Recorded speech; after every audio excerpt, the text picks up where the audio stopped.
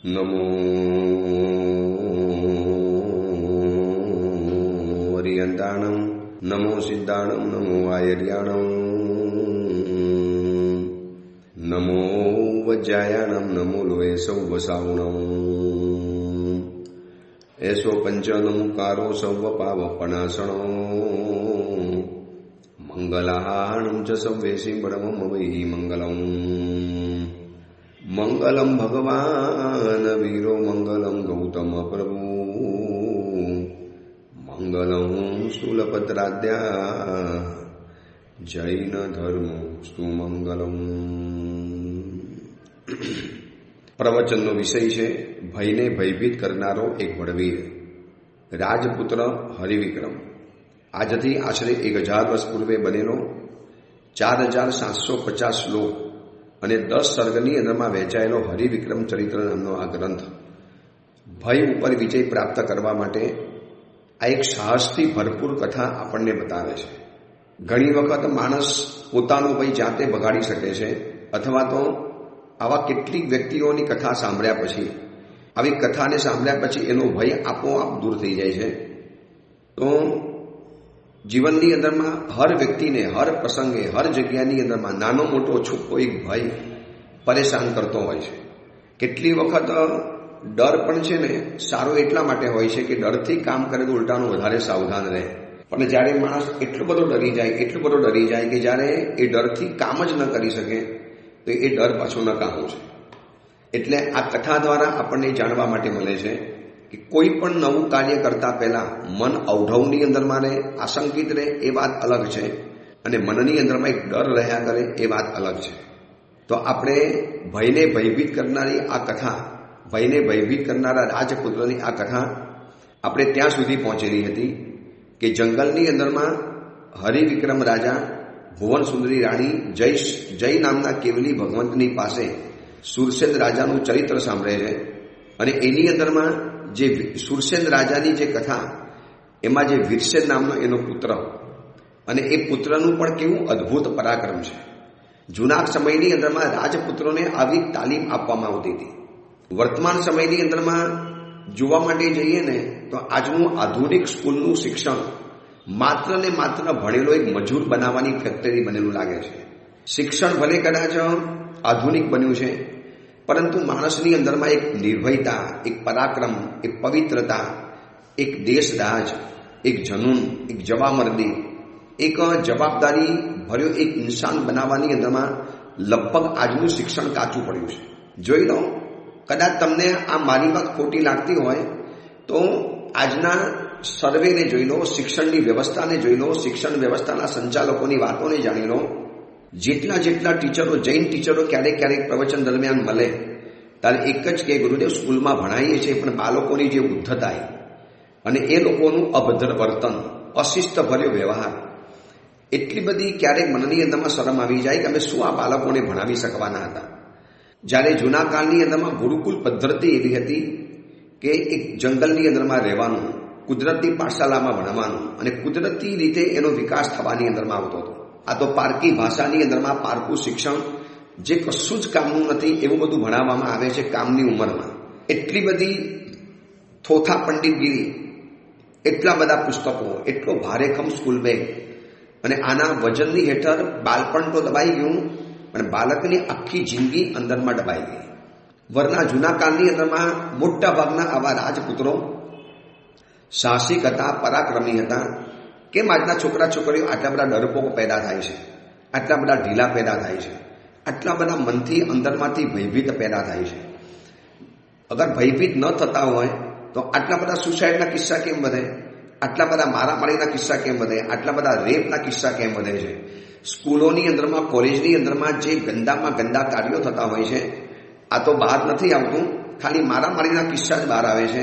બાકી અંદરમાં થતો અભદ્ર વ્યવહાર, સહશિક્ષણના કારણે એક યુવાન વયની ઉંમરની અંદરમાં પગ મૂકનારા દીકરા દીકરીઓના જીવનની અંદરમાં જે તોફાન અને વમન પેદા થતા હોય છે, આની કથા તો કોઈ બહાર લાવતું પણ નથી. લાવે તો આખી શિક્ષણ વ્યવસ્થા કલંકિત બની જાય. સ્કૂલ કોલેજની અંદરમાં માતા પિતાઓ મોકલતા પણ વિચાર કરે. એટલે બધું જ ખરાબ છે એવું મારું કહેવાનું નથી, પણ ઘણું ખરું ખરાબ થવા માંડ્યું છે. કારણ કે શિક્ષણ વ્યવસ્થા આખી ભાડુતી છે. આપણી પ્યોરલી હિન્દુસ્તાનની શિક્ષણની વ્યવસ્થા જે આખી હતી, ગુરુકુલનું માળખું, એનું સ્ટ્રક્ચર, એના પ્રમાણે જે વ્યવસ્થા હતી એ આખી વ્યવસ્થા ખોરવાઈ ગઈ છે. આ મેકલો નામના શિક્ષકે આ હિન્દુસ્તાનની અંદરમાં આવી અને આખી આપણી હિન્દુસ્તાનની જે શિક્ષણ પદ્ધતિ હતી કે જેમાં માણસ બહાદુર બનતા હતા. હજી જુઓ ને 70-75 વર્ષ પહેલા જ્યારે આઝાદીનો જંગ ચાલુ હતો, કેટલા બધા નવલોહિયા યુવાનો આ દેશની ચિંતાની અંદરમાં ખપી ગયા. ભગતસિંહ, ચંદ્રશેખર આઝાદ, ખુદીરામ બોઝ, આ બધા નામ તો આપણને બારથી ખબર છે, પણ અંદરમાં જાઓ, સેંકડો નવલોહિયા યુવાનો 18થી 20 વર્ષથી 25 વર્ષની અંદરના યુવકો દેશના માટે ખપી ગયા. શું કોઈ એને કહેવા માટે ગયા હતા? કોઈ એને સમજાવવા માટે ગયા હતા? અરે એ સમયનું શિક્ષણ જ એવું હતું કે પોતાનો ધર્મ પ્રેમ, દેશ પ્રેમ, રાષ્ટ્ર પ્રેમ, પરિવારનો પ્રેમ, ધર્મ પ્રેમ, આ બધું એને શિક્ષણમાં મળતું હતું. એટલે સહજ રીતે ઉંમર વધતાની સાથે એ બધાનો અંદરમાં વિકાસ થતો હતો. આજે આટલા બધા હાલાકીની અંદરમાં આ દેશ છે, આજે ભયંકર કટોકટીમાંથી આ દેશ પસાર થાય છે. કયા એવા 18 વર્ષના યુવક યુવતીઓનું દિલ ઉકળી પડ્યું. અરે આ દેશની અંદરમાં શું સમસ્યા છે ને શું ચાલે છે, દીકરા દીકરીઓને જાણવું પણ નથી, જાણવાની કોઈ કોશિશ પણ નથી કરવી. એનો મોબાઈલ ભલો, એનું નેટપેક ભલું, એનું જે ચેનલો અને જે અંદરમાં જે આવતી હોય બધી રીલ્સ, બસ એ એની ભલી છે, એને મુબારક છે. એને બાઇક મળી ગયું, સ્કૂટર મળી ગયું, એક્ટિવા મળી ગયું, કોલેજના 2-4 દોસ્તો મળી ગયા. બસ રાત દિવસ પાર્ટીઓમાં જવાનું, મજા કરવાની, કોલેજમાં જવાનું, રખડવાનું, વીકેન્ડ ઉજવવાનું અને લગ્ન કરવાની જ્યારે વાત આવે ત્યારે જવાબદારીથી દૂર ભાગવાનું. લગ્ન મોડા કરવાના અથવા લગ્ન કરવાના નહીં, લિવિંગશીપની અંદરમાં રહેવાનું. કેટલી બધી આખી વ્યવસ્થા ખોરવાઈ ગઈ છે. આખી પરંપરા ધરાશાયી થઈ ગઈ. જાણે કે મોટી દિવાલ ધસી પડે અને જે રીતે ભૂકંપ પેદા થાય એવો આખો સમાજની અંદરમાં એક ભૂકંપ પેદા થયો છે. સમાજના ચિંતકો આ બાબતની અંદરમાં એટલા બધા ચિંતિત છે. આ બધાનું મૂળ કારણ છે કે શિક્ષણની જે મૂળભૂત જે વ્યવસ્થા હતી આપણી, એ આખી ખોરવાઈ ગઈ છે. આખું ભાડુતી શિક્ષણ, પારકી ભાષા, પારકી બાબતો ઉપર નભવાનું, પોતાનું હિન્દુસ્તાનનું પોતાનું એક આગવો કોર્સ હોવો જોઈએ. આ દેશની માટી, આ દેશનો ઇતિહાસ, આ દેશના રાજાઓ આ દેશ ઉપર આક્રમણ કરવા આવ્યા, આ દેશની અંદરમાં કેવા કેવા વિધર્મીઓ આક્રમણ કર્યા, કેટલી સત્તાઓ આ દેશ ઉપર આવી ચડી. મોગલ, અફઘાન, તાતર, હુર, શક, બાબર, પોર્ટુગીઝ, કેટલા બધા લોકો આ દેશ ઉપર આવી ગયા. છતાં પણ આ દેશ ટકી ગયો છે. આ દેશ આજે પણ છે. આજે પણ આ દેશ હજી પણ આગળ વધે છે પોતાની શક્તિ દ્વારા. તો અસલ બાબતની અંદરમાં જ્યારે આ દેશ હોત ત્યારે શું એની તાકાત હોત, બસ એ બધું આપણને જૂનો ઇતિહાસ જાણવા માટે મળે છે. પણ આજના નવા બાળકો પાસે આ વાત પહોંચતી નથી. આખી શિક્ષણ વ્યવસ્થા ખતમ થવા આવી. એટલે શું થયું? પુરાણું સુવર્ણ યુગ ઇતિહાસ જાણવા માટે ન મળ્યો, એટલે પોતાના દેશ ઉપર ગૌરવ ન થયું. દેશ ઉપર ગૌરવ ન થયું એટલે દેશ ઉપરનો પ્રેમ ઊભો ન થયો. પરિવારની અંદરમાં લોકોને સમય નથી, બધા મોબાઈલમાં વ્યસ્ત છે. માતા પિતા ઘરમાં બધા બેઠેલા હોય, બધા પોતપોતાના મોબાઈલની અંદરમાં વ્યસ્ત હોય છે. કોઈને એકબીજાની સાથે બેસવાનું, વાતોચીતો કરવાનો સમય નથી. આ બધાના ઘરમાં છે એવું નથી કહેતો, પણ બૌદ્ધા ઘરોની અંદરમાં આવું થવાની અંદરમાં આવ્યું છે. એટલે ધીરે ધીરે દીકરા દીકરીઓ ભયભીત બનતા ગયા, ઢીલા પડતા ગયા, અંદરથી તૂટેલા. બહારથી ભલે તમને ફેશનેબલ દેખાતા હોય, પણ અંદરથી સાવ તૂટેલા છે, બિલકુલ હતાશ છે. કોઈ દિશા જ નથી એ લોકો પાસે. કેવી રીતે આગળ વધવું બધું જાણે કે છીનવી લેવાની અંદરમાં આવ્યું છે. અને એક જ શીખવાડ્યું, બસ સારામાં સારા માર્ક્સ આવવા જોઈએ. માર્ક્સ લાવવા માટે દિવસ રાત વાંચવાનું, એમાં અને એના માટે દેવગુરુને છોડી દેવાના. એક પરીક્ષાનો હાવ એવો ઊભો કરી દેવાની અંદરમાં આવ્યો સ્કૂલની સિસ્ટમ દ્વારા કે વારે તહેવારે પરીક્ષા, આના માર્ક્સ અહીંયા ગણાશે, આના માર્ક્સ અહીંયા ગણાશે. એના માટે દીકરાને ભાગતો કરી નાખ્યો, રાત દિવસ દીકરાને દોડતો કરી દીધો.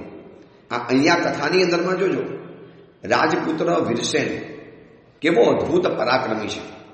પોતાના પિતાના અપમાનનો બદલો લેવા માટે કેવી હિંમતથી નગરની અંદરમાં ધસી જાય છે અને કેવી રીતે હાથી ઉપર ચડી ગયો, કેવા ભયંકર સાહસ રીતે, કેવી અદ્ભુત ચાલાકી કલા.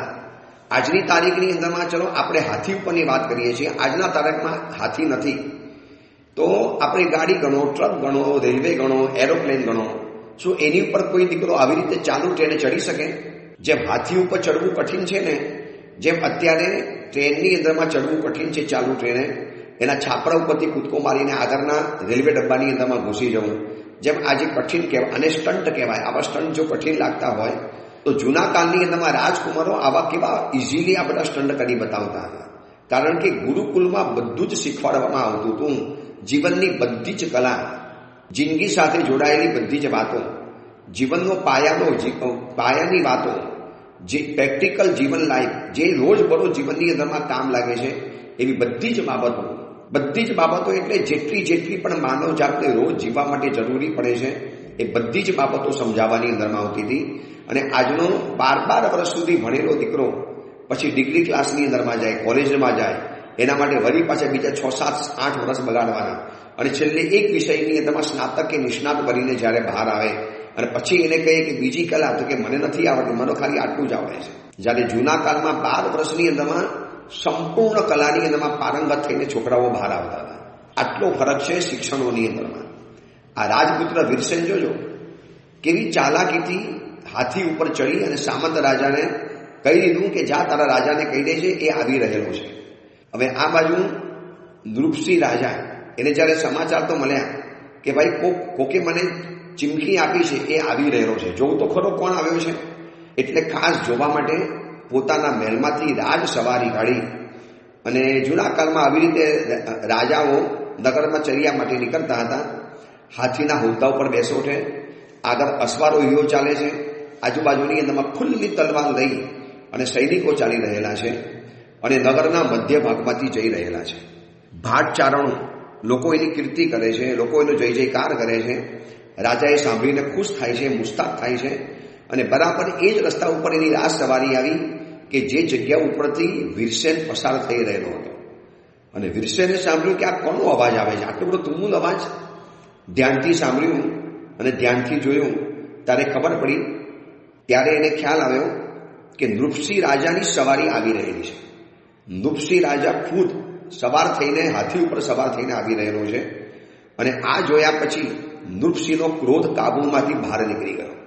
કેટલાય વખતથી દબાયેલો આવેશ, કેટલાય વખતથી શાંત રહેલો એનો ક્રોધ એક જ્વાલામુખીની જેમ ફાટી નીકળ્યો. અને જ્યાં એની બિરુદાવલી સાંભળી, ફલાણા નૃપસિંહ રાજા, આવા ને આવા નૃપસિંહ રાજા, આવા નૃપસિંહ રાજા, આવા નૃપસિંહ રાજા, આ જાડી બિરુદાવલીને સાંભળીને હવે એનાથી રહેવાયું નહીં. અને સિંહ જેમ ગર્જના કરે, હાથી જેમ સૂંઢ ઉડાડીને દોડે અને એક અષ્ટાપડ પ્રાણી જે રીતે 8 પગેથી ઉછળે, બસ એવી જ રીતે પોતાની શરીરની સમગ્ર તાકાતને ભેગી કરી એક જનૂન સાથે આ નૃપસિંહ રાજાના હાથીની સામે દોડી અને સીધો જ નૃપસિંહ રાજાના હાથી ઉપર જઈને બેસી ગયો. જઈને રાજાનું છત્ર ફેંકી દીધું, રાજાનો મુગટને પોતાના હાથની અંદરમાં લઈ લીધો, રાજાની તલવાર કબજામાં કરી લીધી. આ બધું ક્ષણભરમાં એવું થઈ ગયું, એક પલકવારની અંદરમાં, એક ક્ષણભરની અંદરમાં, કે નૃપસિંહ પણ ન સમજી શક્યો કે શું થઈ રહ્યું છે. નૃપસિંહ હજી આમ ચારે બાજુ નજર ફેરવતો હતો, પોતાના નગરની જાહુ જલાલી જોતો હતો અને કોણ છે આ નવો રાજપુત્ર આવ્યો છે જે મને કહે છે એ આવી ગયો છે, એ આવી ગયો, જોઉં તો ખરો કોણ આવી ગયો છે, મારી સામે આવે તો એને ખરો કહું. આ બધું કદાચ મનમાં વિચારતો હશે. એટલામાં હાથીની જેમ ગર્જના કરી અને એક સિંહની જેમ કૂદકો લગાવી નૃપસિંહ રાજાના હાથી ઉપર જઈને બેસી ગયો. રાજાનું આખું સૈન્ય જોતું રહી ગયું.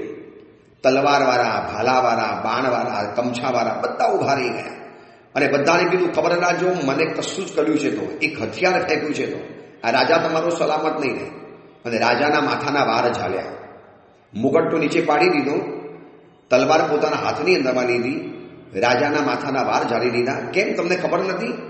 તમને કાલે સમાચાર નહોતા મળ્યા? તમારા સામંતે નહોતું કીધું કે એ આવી ગયો છે, હું આવી ગયો છું? રાજા તો વિસ્ફારિત આંખે જોવે છે, આંખ ફાડીને જોવે છે.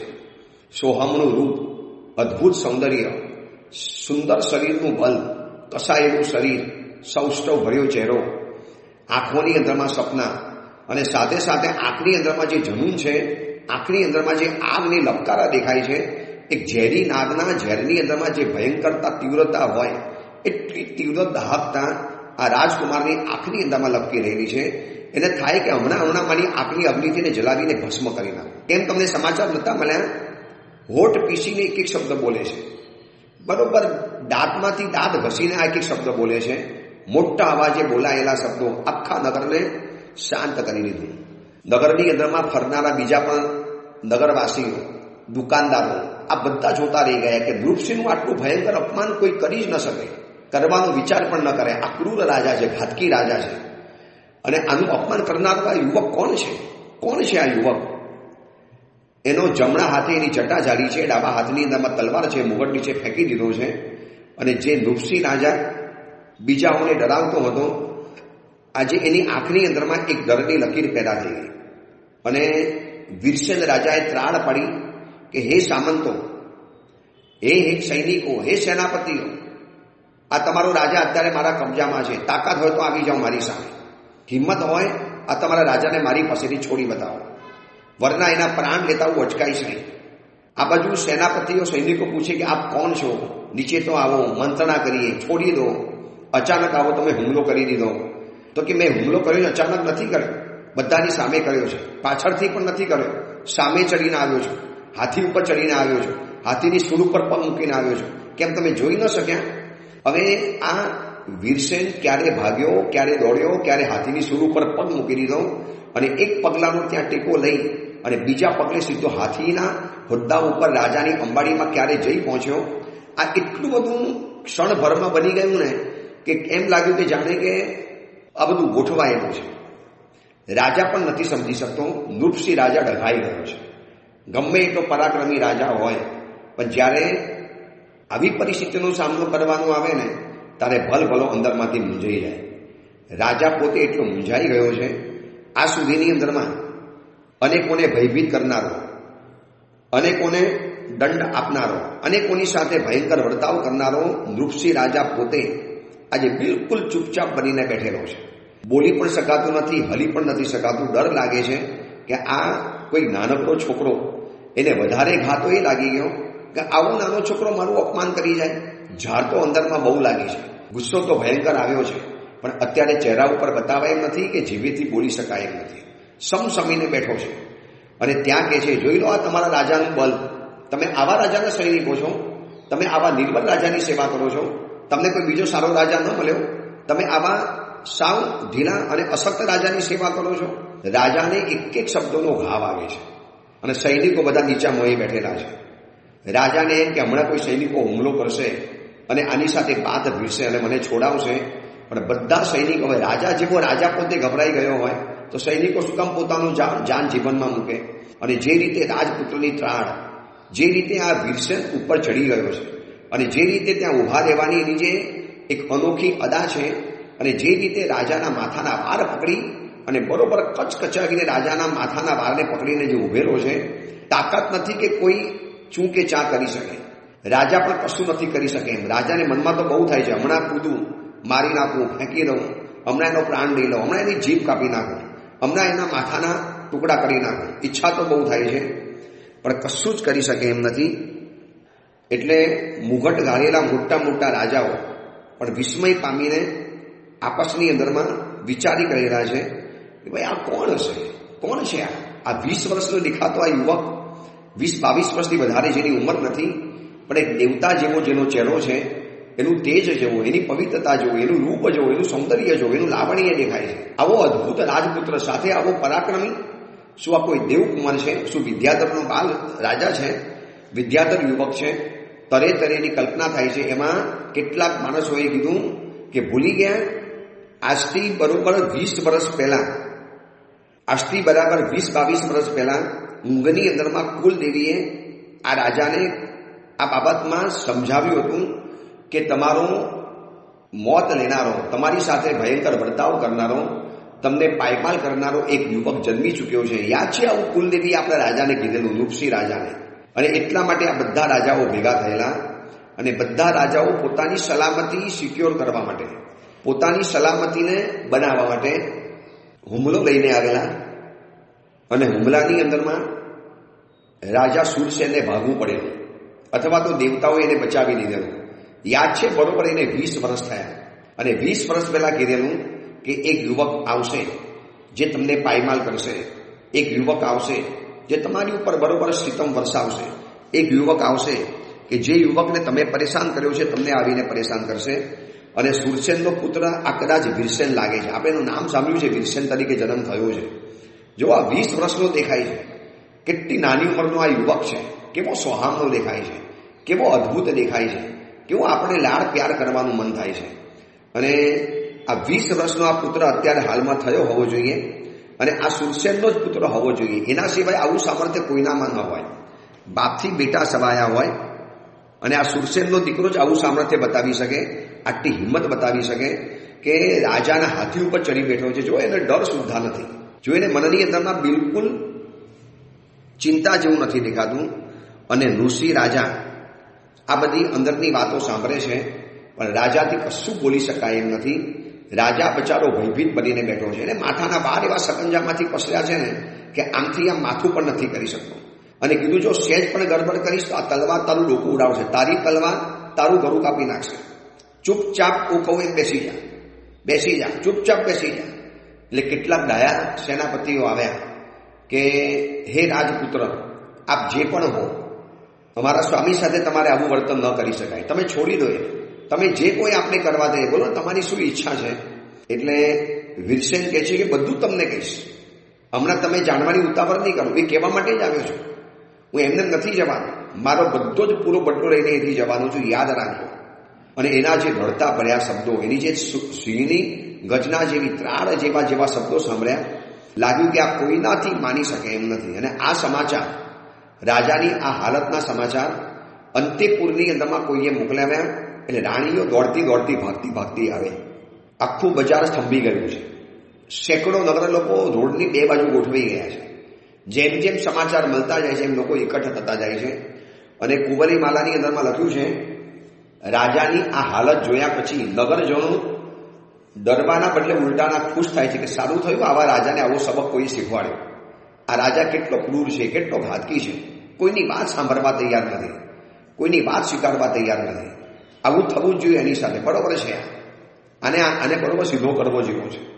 બધા અંદરથી હડખાય છે અને બધાની નજર ચોંટી છે રાજપુત્ર વીરસેન ઉપર કે શું કરશે આ. એક હાથમાં તલવાર લઈને યમરાજાની જેમ ઉભેલો છે. અને આ બધા સમાચાર મળ્યા છે અંતેપુરની સ્ત્રીઓને. અને સ્ત્રીઓ દોડતી ભાગતી આવી. કોઈના માથાના વાળ વિખરાઈ ગયા, કોઈની મોતીના હાર તૂટી ગયા, કોકના પગના પાયલ તૂટી ગયા, કોઈકનો ગળાનો હાર પડી ગયો, કોકના કાનના કુંડલો સરી પડ્યા, કોકના વસ્ત્રોનું પણ ઠેકાણું નથી. પોતાના પતિને મરણ આસન્ન અવસ્થાની અંદરમાં જોયા પછી રાણીઓ રોકકર કરવા માંડી, રાણીઓ રડવા માંડી, કરુણ વિલાપ થવા માંડ્યો. આ સુધીની અંદરમાં નૃપસિંહે કમાયેલી બધી જ કીર્તિ ધૂળધાણી થઈ ગઈ. લોકો કે આ કેમ પ્રતિકાર નથી કરતો? આમ તો કેટલી મોટી વાતો કરતો, ડંફાસ મારતો હતો.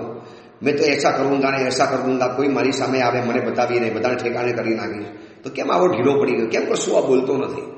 પણ બોલે કેવી રીતે? માથે મોત મંડરાય છે. અને આ બાજુ રાણીઓ કરુણ અવાજે રડે છે. રાજા નૃપસિંહ પોતે જોવે છે પણ કશું જ કરી શકે એમ નથી. તાકાત નથી કે વીરસેનને પણ હલાવી શકે અને રાણીઓને કશું કહી શકે. અને આ બાજુ રાણીઓએ આ રાજાની જે કરુણ હાલત જોયા પછી રાણીઓથી રહેવાયું નહીં. એટલે રાણીઓ પોતાના પતિની પાસે આવી અને કુમારની પાસે પોતાનો ખોરો પાથરે છે. હે રાજપુત્ર, અમે આ રાજાની રાણીઓ, તું અમારો ભાઈ છે, અમે તારી બહેન છે.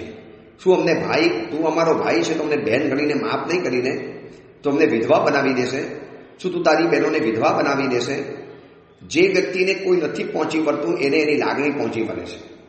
આ લાગણી ચીજ એવી છે ને કે બધી ઉથલ પાથલ આ લાગણી દ્વારા થતી હોય છે. સારી કે નરસી બધી જ લાગણીઓ અવસરે એનો ભાગ ભજવતી હોય છે. અને આ બાજુ રાણીઓએ જોયું કે હવે આને બલથી જીતી શકાય એમ નથી. જે આટલો નાની ઉંમરની અંદરમાં અમારા આવા સમર્થ સ્વામીને જો આ રીતે પકડી શકતો હોય, એક પણ લોહીનું ટીપું પાડ્યા વગર, એક પણ સૈનિકના સાથ વગર, નથી એની પાસે હાથી, નથી ઘોડા, નથી તલવાર, નથી બખ્તર, નથી ભાલો, કશું જ નથી એની પાસે. અને શસ્ત્ર વગરના આ યુવકે આટલા બધા સૈનિકોથી ઘેરાયેલા રાજાને જે રીતે પકડ્યો છે, જે રીતે હાથી ઉપર ચડીને છલાંગ મારીને જે રીતે હાથી ઉપર આવી ગયો છે, રાજા હજી સમજે, પ્રતિકાર કરે એની પહેલા તો રાજાના મુગટ નીકળી ગયા, રાજાના માથાની જટા એના હાથની અંદરમાં આવી ગઈ. એટલે રાણીઓ વિચાર કરે કે હવે આને બલથી તો જીતી શકાય એમ નથી. એટલે છેલ્લે પછી લાગણીનું શસ્ત્ર અજમાવ્યું કે રાજપુત્ર, આપ અમારા ભાઈ સમાન છો, અમે તમને મનોમન ભાઈ તરીકે માની ચૂકેલા છે. હવે અમારી જેવી બહેનોનો પતે અમારા જેવા બહેનોના પતિને શું તમે માફ નહીં કરી દો? શું તમે છોડશો નહીં? એને મારી નાખશો? અમે આ પાલવ પાથરીએ છીએ ભાઈ તમારી પાસે, અમે આ પલ્લું પાથરીએ છીએ. નૃપસિંહને શરમ આવી ગઈ કે મારી રાણીઓને આવા કોઈ અજાણ્યા પુરુષ પાસે ભીખ માંગવી પડે, આવું લડવું પડે, એ લોકોને રોડ ઉપર મોંઘી સાડી પાથરવી પડે છે અને મારા જાનની ભીખ માંગવી પડે છે. એટલો બધો શરમાઈ ગયો, પણ છતાં પણ ક્રોધ હજી ઉતરતો નથી. જો હમણાં સહેજ ચાન્સ મળે અને એક સેકન્ડમાં ખતમ કરી નાખું અને રાય જેવા ટુકડા કરી નાખું, એટલો બધો ભયંકર ગુસ્સો ચડેલો છે. એટલે કનકશ્રી આદિ જે બધી રાણીઓ હતી એ લોકોએ ખૂબ આગ્રહ કર્યો, ભાઈ તું મારો ભાઈ છે, રાજપુત્ર અમારો ભાઈ છે, અમને બહેનોને અમારા પતિની ભીખ આપી દો, અમે અમારા પતિના પ્રાણોની ભીખ તમારી પાસે માગીએ છીએ, પ્લીઝ તમે જે કહેશો એ અમારા પતિ કરશે, અમને આપી દો. અને એ વખતે રાજપુત્ર ભીષેને રાજાની કસ્ટડી પોતાની પાસે લઈ લીધી, કબજો પોતાની પાસે લઈ લીધો અને કીધું અમુક જાતની વસ્તુઓ તારે કરવાની રહેશે તો તને હું જીવતો મૂકીશ, અને રાણીઓ તમે પણ મને વચન આપો, હું જે કહું એ પ્રમાણે તમારા પતિએ કરવું પડશે, વરના એને કેદમાં રાખવું મારા હાથની વાત છે, એને ઉપાડી જવું પણ મારા હાથમાં છે, અથવા તો હમણાં ને હમણાં ખતમ કરી નાખો એ પણ મારા હાથમાં છે. પણ માત્ર ને માત્ર તમારી બહેન તરીકેની જે મારી સાથે જે આજીજી છે, માગણી છે, હું ક્યારેક કોઈ પણ સ્ત્રીઓને સતાવતો નથી અને સ્ત્રીઓની માગણીને હંમેશા પૂરી કરું છું. તમારી આટલી બધી ઈચ્છા છે તો માત્ર એક તમારી સન્માન ખાતર, એક તમે સ્ત્રી છો, તમે એક માં છો, ભલે તમે રાજાની રાણી છો, દુષ્ટ રાજાની રાણી છો, છતાં પણ તમે સ્ત્રી છો એટલે સન્માનીય માતા છો, તમારા ખાતર, માત્ર ને માત્ર તમારા ખાતર હું કદાચ તમારા સ્વામીને છોડી શકું છું, પણ કેટલીક મારી વાતો સાંભળી લેજો, કેટલીક મારી કન્ડિશન સાંભળી લેજો, એ પછી જ હું તમારા રાજાને છોડીશ, એ સિવાય છોડીશ નહીં. કારણ કે હું કોણ છું એ તો પરિચય પછી આપીશ તમને, ત્યારે તમને લાગશે કે મેં કર્યું છે કંઈ ખોટું નથી કર્યું. ભલે રાજા ઉંમરમાં મારાથી મોટા છે, પરંતુ એના જઘન્ય કાર્યોથી કદાચ નાનકડા બાળક કરતાં પણ નાના છે. એટલે આ રાજાને હું છોડી દઈશ, તમારી આટલી બધી વિનંતી છે, તમે આટલું બધું કહો છો તો ચલો હું છોડી દઈશ, પણ મારી એક વાત માનવી પડશે, મને પેલા પ્રોમિસ આપો. એટલે પત્નીઓ પોતે નૃપસિંહને કહે છે આપી દો પ્રોમિસ, જીવતા જવું તો આપી દો. વળી પાછી આપતા પણ વાર લાગી, કારણ કે અંદરમાં અહંકાર ગવાય, અભિમાન ગવાય, એમ કોઈ કેને વાત માની લેવાની હોય. એટલે રાણીઓની જે રીતે ભીખ અને આજીજી જોઈ, ક્ષત્રિય રાજપુત્ર હતો, એને માતાઓને કીધું કે દેખો માતાઓ, આપ મારા માટે માતા સમાન છો, તમારા પતિની ભીખ માગવા માટે તમે આવ્યા છો, હું આપી દઈશ.